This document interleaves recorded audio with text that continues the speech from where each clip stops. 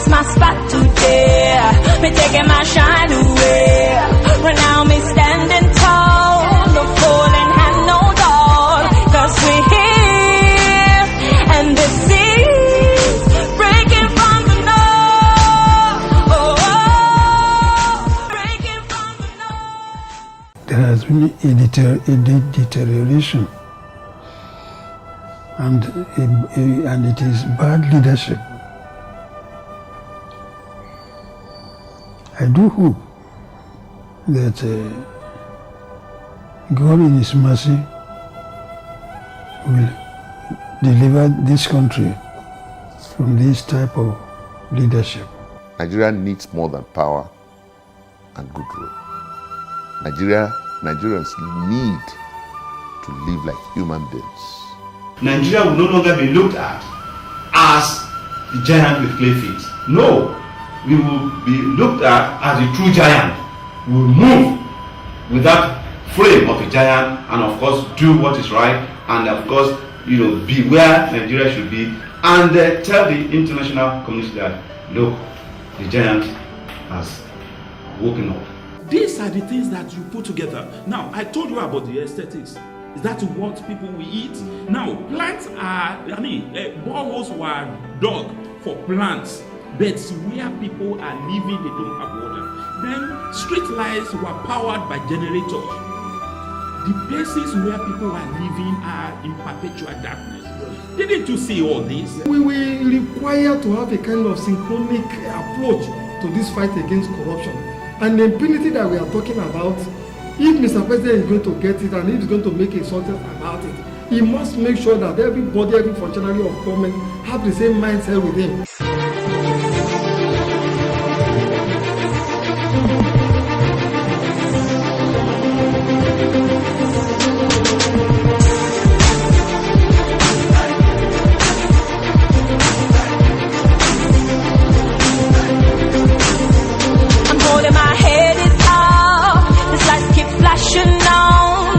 It's my spot today.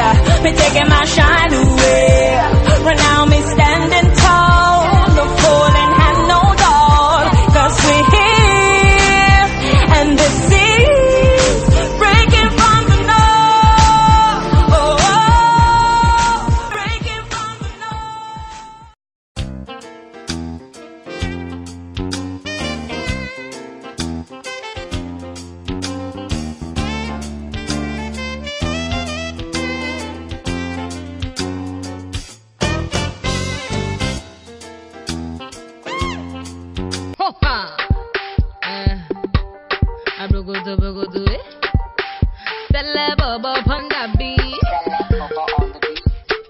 Yemi Alade, it's the species, baby. Johnny leave me follow Cynthia, and I don't know what to do. And he talk say I no do like the way Cynthia they do. Johnny give Uche belle, he talk say he want marry nene. Smoke him kedi peneme. Johnny Mo, I'm looking for my Johnny. Yeah. Where is my Johnny? Johnny Mo. Do you know Johnny? Question. If I know see my Johnny, first again, I'm looking for my Johnny. I'm looking for my honey. You're telling me this, you're telling me that. I say this is not for me. Johnny do me funny. Johnny do me funny. He's doing me this, he's doing me that. But I know what's him on me. He go Canada, he go Tokyo. Yesterday he say he dey Morocco. He dance the sicko, he sing a willow. Na lie, na Pinocchio. This one na go be. Original go be. Johnny leave me follow Cynthia, and I don't know what to do. And he talk say I no do like the way Cynthia they do. Johnny give Uche belle, he talk say he want marry nene. Smoke him kedi peneme.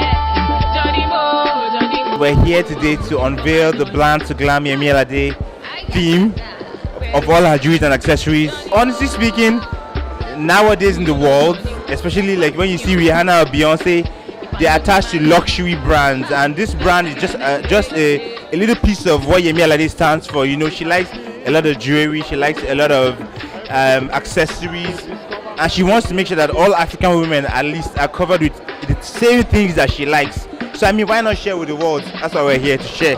Today's event is basically about a collaboration between Bland to Glam, which is an online jewelry retail store, and Yemi Alade, who is of course a world-renowned singer. And it's basically, two brands coming together to rub minds, our fashion minds together, and we basically came up with a collection of, jewelry designs basically. And Bland to Glam took, those designs, went into the factory, manufactured them for the Nigerian woman, and today we're proud of the fact that we have something from Nigeria, created in Nigeria, thought about, conceptualized in Nigeria, and it's jewelry this time, not clothes. So we're excited, we're proud, and so we're just gathering everyone here to showcase it. I like her very much. She's always very well turned out, and her songs are good. I like her songs because with the carnival in Calabar, we use a lot of, the sad songs, for the carnival. So I like her songs.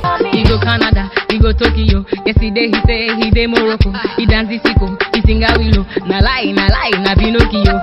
This one na go be. Original go be. Yemi Alade has always been a brand that loves to share. I love to share my moments, and when the idea of having a fashion line came about, the most important thing for me was to make sure that every piece had an autograph from me. Normally I autograph CDs and t-shirts, some people I autograph on their body, but this time around we decided to autograph pieces of jewelry that you can always wear for a long time. That way you have a piece of me. If I know see my journey, As you can see, I got to know her personally, and I must say I've been wowed by her person. She's different, very, very hardworking. I think she depicts everything we desire a Nigerian woman to have. In Nigeria, you have to really want something before you get it. I like that spirit in her. She's hardworking, she's honest, she stands by her word. When she says, I'm going to come for that shoot, she makes it. Even if, she didn't sleep the night before. So yeah, we respect her a lot, we love her, and we couldn't think of any other person, popular person, to, invest in, and because it took several meetings, coming up, designing these pieces, trying to get out the Yemi Alade style, because if she's saying she's giving her fans something, it has to be her. It was a rigorous process, I would say, designing the pieces. And once we were done, Bland to Glam simply went into the factory. So which brings us back to Bland to Glam. We're not just a retail store, but we also pride in the fact that we manufacture accessories from time to time. So we took the designs, went into the factories, made it, and we're excited because this time around it's not us launching a clothing line. We're launching a jewelry collection in Nigeria, and we're excited. We think it's amazing, and we know it's the beginning of greater things to come. Okay, so I have all that Yemi has achieved here. Let me tell you, Yemi Alade is an MTV award-winning singer, philanthropist, entrepreneur. She is a nominee for several international music awards, including the MOVOs, the UK Awards, the MTV Europe Music Awards, the MTV Africa Music Awards. I could go on, there's the Headies, there's so many. She's also an ambassador for Bono's, you know Bono from YouTube, yes, the only YouTube, yes, for the One campaign, and is a UNICEF affiliate for global goals alongside a global heavyweight like Beyonce, yes, okay, great. And she's also signed to a Fizzy music group as well.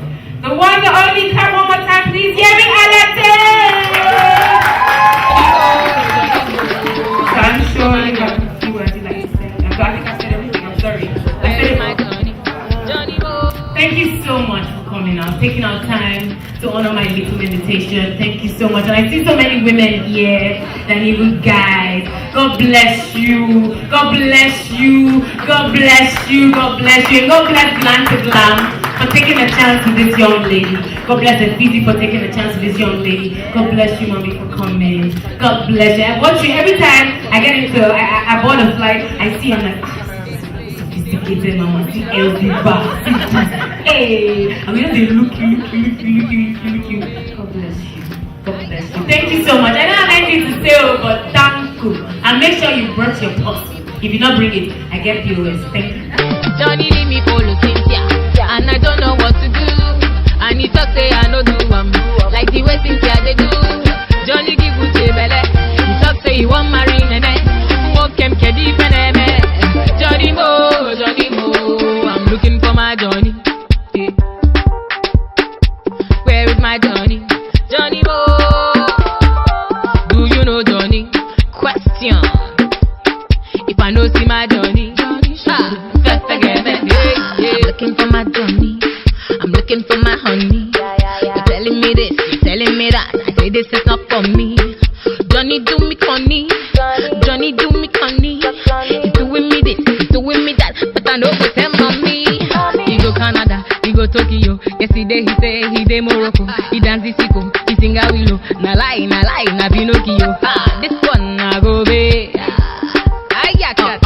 Original go be. I'm very excited. I'm thankful, especially to the team and everybody who's out here who took out time to be here to celebrate this and to actually come and buy. Well, grateful. Johnny leave me follow Cynthia, and I don't know what to do. And he talk say I no do like the way Cynthia they do. Johnny give Uche belle, he talk say he want marry nene. Walk him kedi peneme. Johnny Mo, I'm looking for my Johnny. Yeah.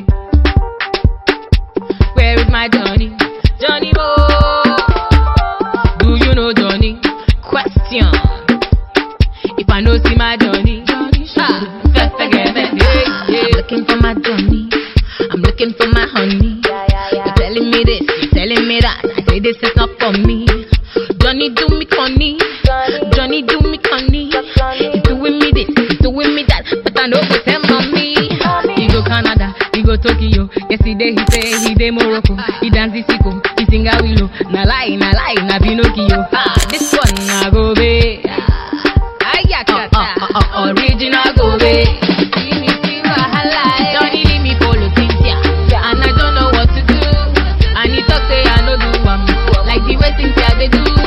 Johnny give Uche belle, he talk say he want marry nene. Walk him kedi peneme. Johnny Mo, I'm looking for my Johnny. Where is my Johnny? Johnny Mo, do you know Johnny? Question. If I know see my Johnny.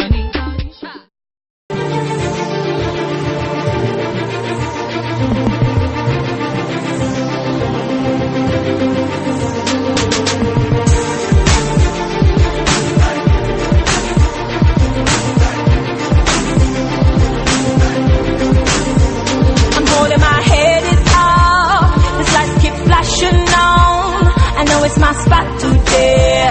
Me taking my shine away. Right now me standing tall, no falling hand, no doll. 'Cause we're here, and the seas breaking from the north. Breaking from the north.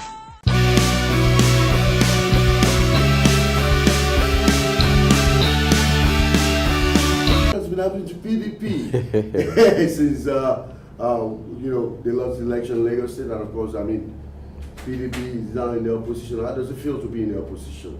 Well, Lagos State PDP has been, I wouldn't want to say is used to, has been losing election in the past, but we made a lot of difference during the last election because we were well prepared for it. We had good candidates. We had a focus. We had reasonable resources to do it, and then, but we can't understand why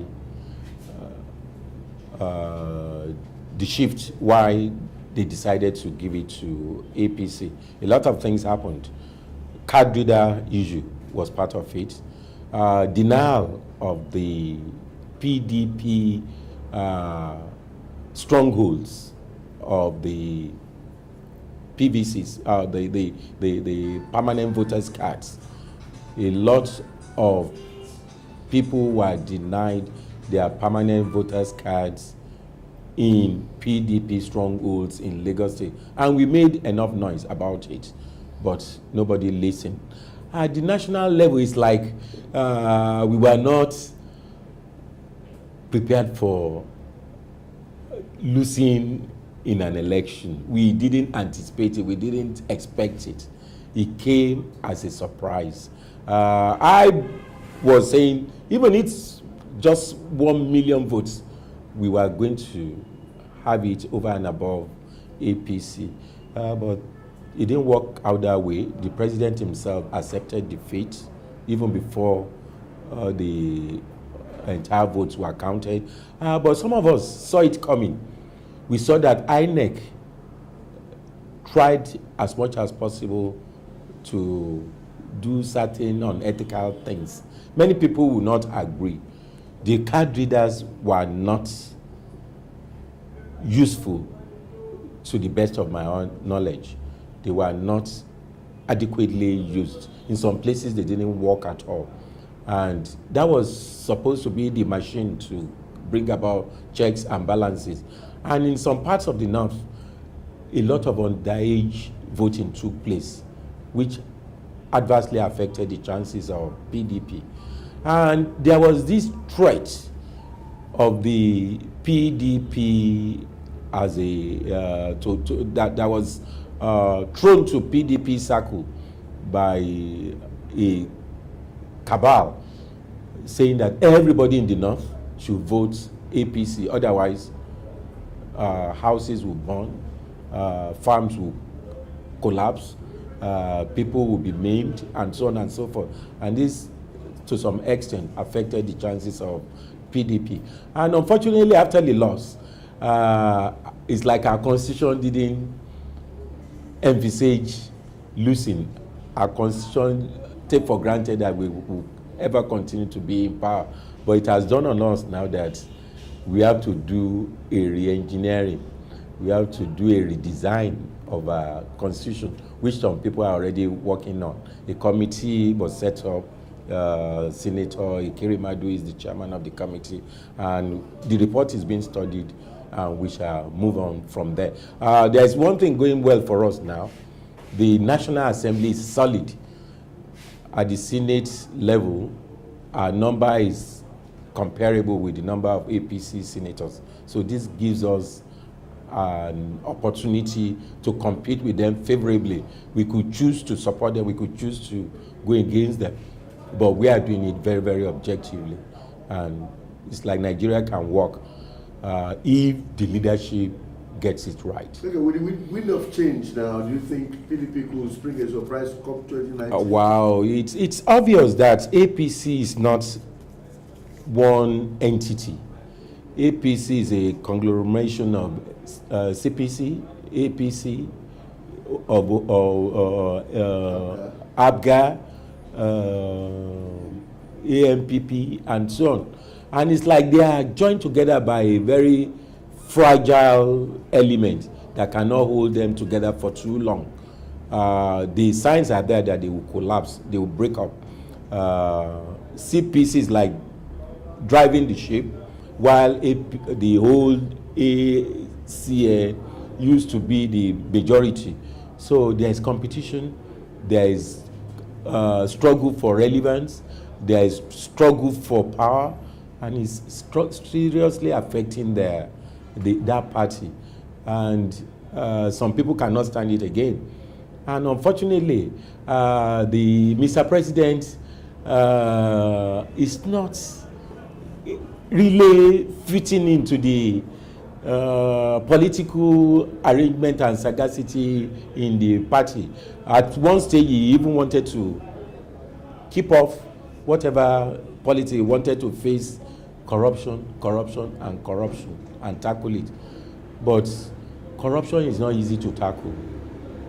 If you don't tackle corruption properly, corruption will tackle you. And that's why I will advise that you should look at his back. A lot of people are hungry, a lot of people are hungry, a lot of people are not flowing with what and what change to promise. A lot of expectation from the APC government, but they've not been able to fulfill just one bit. If you see that the power distribution is better now, it's all the work Jonathan had done before he left office. His body language is working to a reasonable extent. Everybody is afraid. Everybody doesn't want to fall into the trap of going to jail, but there's a limit to which body language can take all of us. At a stage, people will just face you and say, no, things are not working. The economy has no direction. Agree, you have not done anything about it. Education is suffering. Roads are not repaired. Maritime industry is collapsing. No new innovations in the aviation industry. So by the time questions continue to agitate the minds of Nigerians, we will see that a lot still has to be done. I'm afraid the kind of system we are going through now, it's like even the central bank governor is looking at the body language of Mr. President before he takes decisions. But by the time we have an economic team, it will work hand in hand with the central bank governor, and we can have a definite economic policy. 6 months is enough to prepare for all these things. By the time we were meeting for ministerial nominees, we thought new things will happen. It didn't have to take us that long to have all these old names. And parts of the names, one or two of them are really embarrassing to somebody like me for featuring as ministerial nominee at all. Some of the names, one or two of the names are embarrassing Nigeria. Who specifically? I don't want to mention them. Probably you will know. You can just, your guess will be as good as mine. It's even embarrassing the senators that are screening them. It's only they have to just look at the body language again, do it. Probably Mr. President is smart. He wants to satisfy the constitutional provision of 36 ministerial nominees so that every state can have one. But now he has said not all of them will have portfolios. It has an advantage when you have a portable cabinet that is efficient and effective. But nobody will be happy to be in the cabinet and he will not have a portfolio. So there will be dissenting voice. There will be crisis even within the cabinet. Some people will have their ways and means and opportunities to interact before they can assess Mr. President. I wouldn't know how that one will work in a place like Nigeria. And it was for everybody. And it's for everybody. There will be some special ministers, definitely. You can't rule that one out. But how it will work for Nigeria is what I don't understand yet. I know the only way Nigeria can work is to redesign our constitution, re-engineer this country, and ensure that we have a weak center. The president, I wish he could just be a ceremonial president that will be commissioning projects from state to state. Give the states enough resources to develop themselves. There will be competition among them. In the course of competition, some people will go up, some people will want to be like them. Some will develop agri, some will develop industries, and some can even cohabit, cooperate, and do things in common and give this country a better opportunity to bring about investment climate that will attract more investments into the economy. Okay, we've seen the president come out to say Nigeria is broke. PDP has depleted the finance of Nigeria for 16 years, and people have to really give him time to look at how deep the problem is for him to find a lasting solution. Do you agree with that, sir? This is an irony. This is the same president who has been contesting election in the last 16 years or so. He's following the trend, he's following the pattern. He knows the areas of weakness, he knows the areas of strength, and that should have guided him even in picking his ministers that will have guided him in which policies to formulate to run Nigeria. So that would be an excuse on his part to say that Nigeria is broke. Nigeria is broke because the price of oil has gone down, but we can still diversify the economy. We don't have to amplify the fact that the country is broke. It can even drive away investment opportunities. So the best thing is to look at options to develop the economy by way of diversification, by way of investing well in the educational sector, investing well in agri, investing well in rural development. Rural development is essential. Go and bring up small, medium-scale industries. Take generators there rather than using generators in the town. Make some people comfortable. They will be able to work, they will be happy. Even people on retirement will return back to their villages and homesteads instead of everybody staying back in Lagos, Port Harcourt, Kano, Calabar, Uyo. Many people will relocate. I wish if I'm not from Lagos, I will have relocated after retirement. But I saw some people still hanging around because they don't know what to go and do back home in their villages. So these are the novel ways of making things change. But the most important thing, give more powers to the states, give them more revenue, give them more resources. They will create opportunities. All of them may not develop at the same pace, but some will be pace setters and Nigeria will be better for it. Okay, we've seen PDP for the first time in so many years. Springing surprise in Lagos at the last election. We've seen a lot of PDP winning some of the state assemblies and of course, done very well in their respective local governments. What was the magic for this? Well, I was the secretary before I became the chairman. So I studied the pattern, I studied the trend. I saw what people really wanted. They wanted a good candidate as their governorship candidates. APC or ACN have been able to cajole people. They have been able to use Awolowo's name in the past to gain advantage. Awolowo died a long time ago. Even his followers have already gone their different ways. Some have used the name and dumped it. Some have even abused the name. But I saw it that we can have a highly competitive election. Now we look round, we look for good materials. We screen their credentials, we look at their pedigree, we look at their credentials, and we saw a good man in Yemi Alade in Lagos in particular.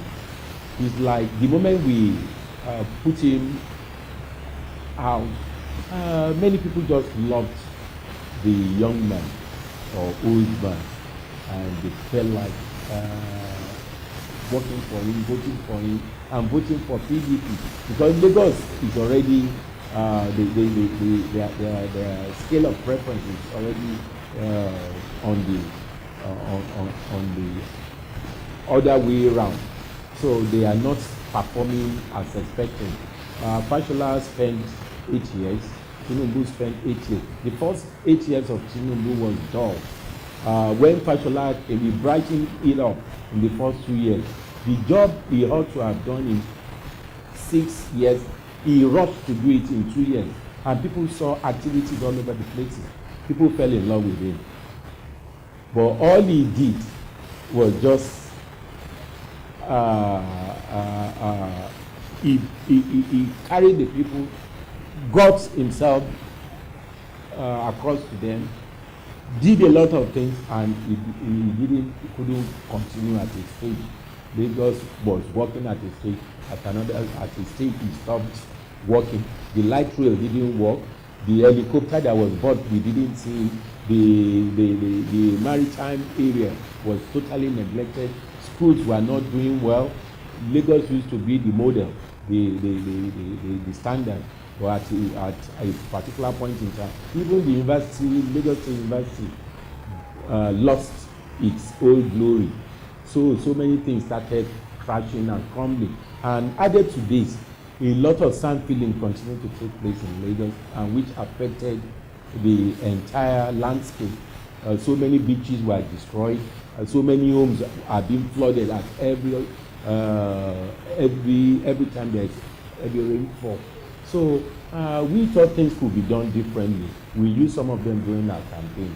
That's a project like the Atlantic City project, or not to be in here or the Atlantic area at the Bar Beach. It could be taken to Badagry, and it will open up that area. That was our own thinking. We used it as part of our campaign. We thought the light rail was taking too long, and a lot of money had been spent on it without bringing up results. We could do better. The water transportation, which was neglected, we could have done better, because some of us know so well about water transportation. It's expensive, it could be difficult to manage, but it will reduce traffic congestion to a large extent, because it will take pressure off the road. It will even help the road to last longer. If some people are traveling by rail, some people are traveling by water, and they join the roads at the end of the day to complete their journey. These are some of the things we use as a campaign materials, and they work. And added to this, I believe we won in that election at the governorship level, and we even won more seats than the ones that we actually have in our kitchen now.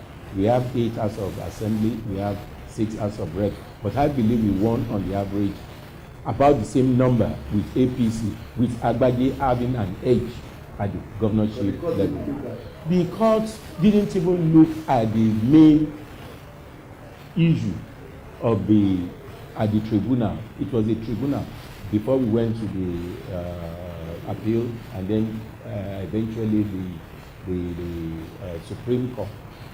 They truncated or terminated the case at the initial stage using technicalities that we didn't ask for certain things, so we couldn't get it, that the court is not a Father Christian. At another stage, they didn't even want to look at the issue of the car reader, which was a major complaint. And at the end of the day, what they said they couldn't use to determine our case in Lagos is what they are using to determine the case in River State. It's an irony, and I hope our judiciary will wake up to its responsibility and give everybody fair opportunity at that level. But that's you're in Lagos, you live in Lagos for a major part of your life. We've seen Lagosians coming out lately, proud, loud, that this is not the Lagos they wanted, that the rate of crime is increasing, traffic block is everywhere, kidnapping, armed robbery, and so many things going on that wasn't like when Fashola was governor. What's the take on that? Well, I don't want to sound like criticizing, and I don't want to do that until much later. All I know is that styles may be different, but Ambode has not shown any spark as an administrator. He didn't even show it during the campaigns. So maybe in office by accident, he has not realized that he's the governor of the state. There are certain steps he could have taken immediately he came into office. If the president decided not to choose his ministers because he's a new person in that office, and APC had not been in power before now, he could use that one as an excuse. But Lagos State is supposed to be a continuum from Fashola to Ambode. He knew what Fashola did when he was on office to clean up the roads. He knew what he did to engage LASTMA, to engage some other agencies to ensure that traffic was better than what we have now. He knew how much he worked in collaboration with the police to ensure that Lagos was safe. There was not much kidnapping, there was not much rascality or area boy syndrome. But it's like he has not woken up from his slumber. I want to expect that he will complete the light rail completion of the transportation system will remove gridlocks. But I hope it will be done efficiently enough to take traffic away from VI, Ikoyi, and Lekki axis and redistribute it. And what can they do? They need to build more housing units across the state so that people can have opportunity. More roads need to be built. You have to pay compensation when you demolish buildings so that flyovers and bridges can.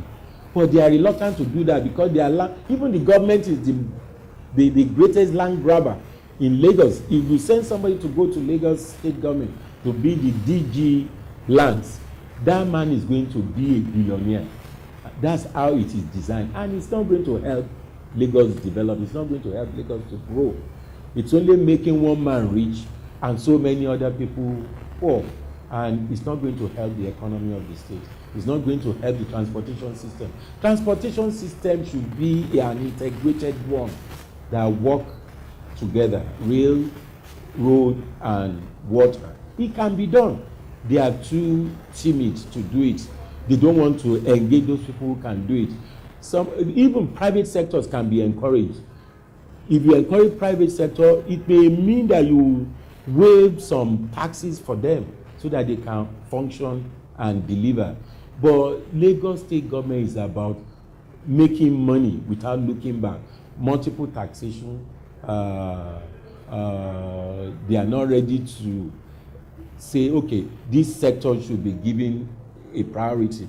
Like in education now, we need more schools, and the ones that are existing need to be rebuilt and given enough equipment to run them.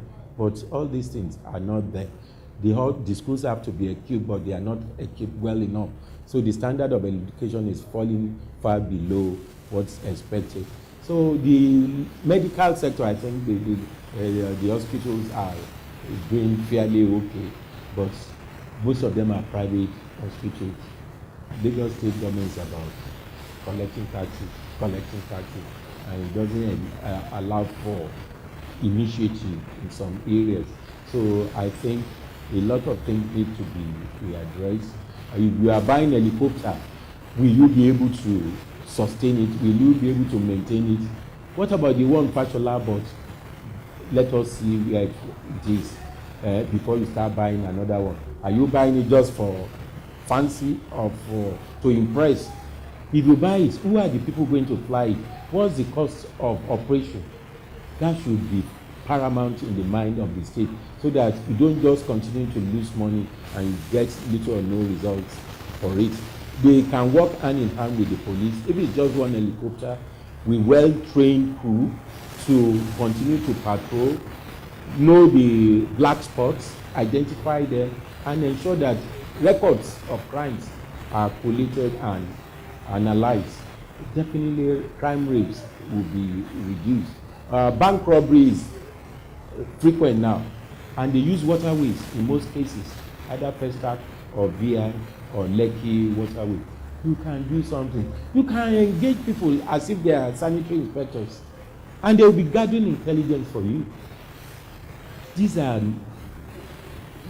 innovations that can be brought to bear to run a government. You don't just sit down and start spending money and be doing a yuppie kind of governance. I can see some kind of let's go there in the attitude of our governor. You have a governor should be a serious-minded person, and governance is supposed to be a serious business. Yeah, give us an insight into what is going on within the Lagos PDP. The House divided like itself cannot hold. What is really happening in Lagos PDP? Well, after the election, I saw some people coming out to challenge the authority of the party, not because they have the new reasons, but because they put all their minds on a particular aspirant who happened to be their friend. And they thought focusing on that, their friend, was going to help the party. rather than focusing on the grassroots. They were claiming those people who are on the side of Senator Obaniko were more than those people on the side of Yemi Alade being a new entrant into PDP. That sentiment, that attachment to how can somebody that is new come and pick the ticket. But they forgot that it's Lagosians that are going to vote, not about 49 of us here and maybe another 200 outside this office in the various local government areas. They forgot that. Let them go and compare the number of votes we garnered in the past compared to when Agbaje was our candidate. We've never had it so good. Governorship candidate was scoring about 300 or less number of votes compared to 1-point-something million of APC in the past. But this time around, it was so close. We monitored, we did everything possible, though there were lapses. But the gap was so close, 600,000 to about 700,000 plus, which is a very stiff contest. I believe we got more votes than that. In some places, our agents were even denied access to participating in the election. In some of the palaces in Lagos, that's exactly what happened. Ballot boxes were put around palaces and people were driven away from exercising their franchise freely. Similarly, when votes were being counted, some of our agents were driven away, especially where we are neck to neck. It's only where we had overwhelming advantage that we were able to express ourselves, and those places we won convincingly. So, and after I managed the party so that we could hold that election, I was already seeing cracks. Somebody lost in the primaries, he went to court. That kind of a person cannot be a true party person. Somebody lost, he resigned as a minister. He put pressure to be on the party. He was returned as a minister after losing in the election.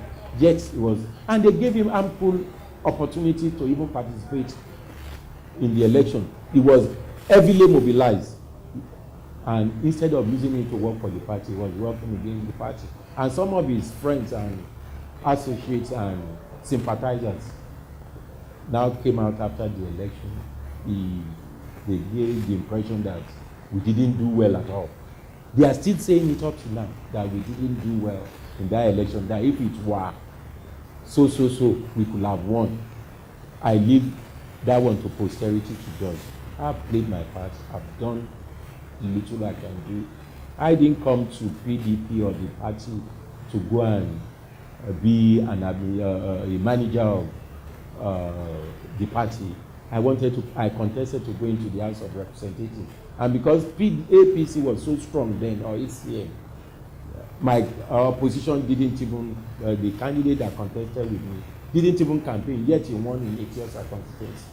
But I've tried my best. I thought I could add value. After the election, I think the party saw the way I conducted myself, the way I actively participated in the campaign and so on. They looked for people who could manage the party. I became the secretary. That was in 2007 and thereabout. And subsequently, when my chairman left, he said he could not continue for personal reasons. They looked in my direction again, and people voted for me. I became the chairman. And knowing the problems of the party, I was able to. I knew we had problems with our leaders who are showing some elements of mistrust and distrust. I was able to bring them together before the election, and they worked together. But the issue of candidate or no candidate eventually brought some conflicts, which I was able to manage until I just said we shall do this election before anything erupted. And they eventually struck. But because I'm a focused person and I don't listen to trivialities, left the whole thing in the hands of the leadership of the party. They looked into it and saw that I'm still a credible person to run the affairs of the party. And that's why I'm still here. But I'm not interested in continuing. But I will put that my legacy will be there forever.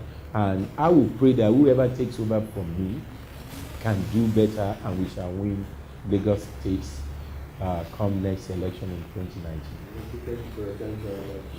Thank you so much. It's nice having you, and I'm grateful for your talks, inviting me to talk to your camera, to you and your television station. Thank you very much, sir. You're welcome.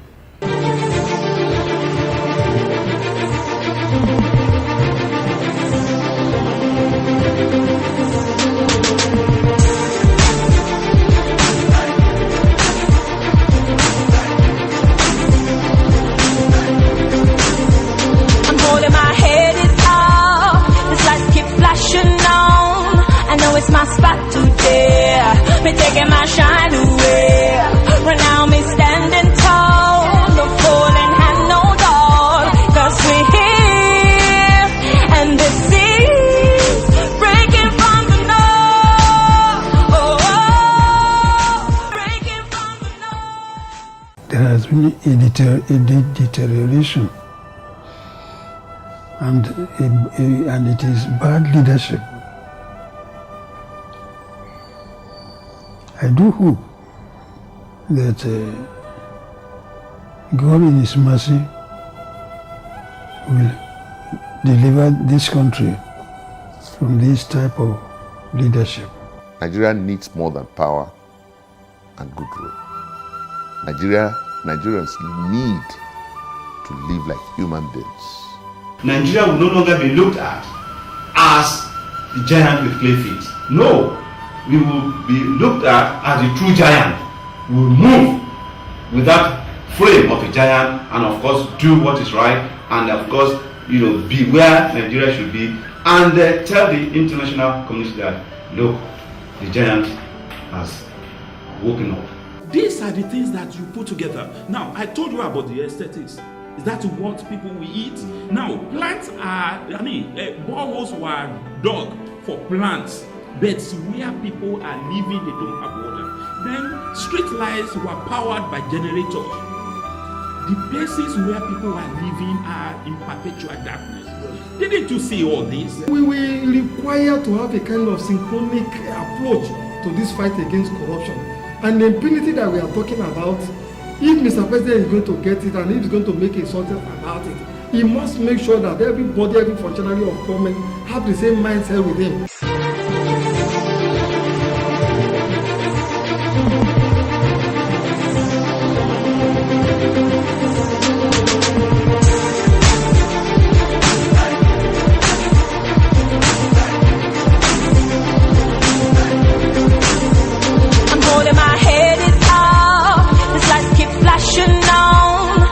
It's my spot today. Me taking my shine.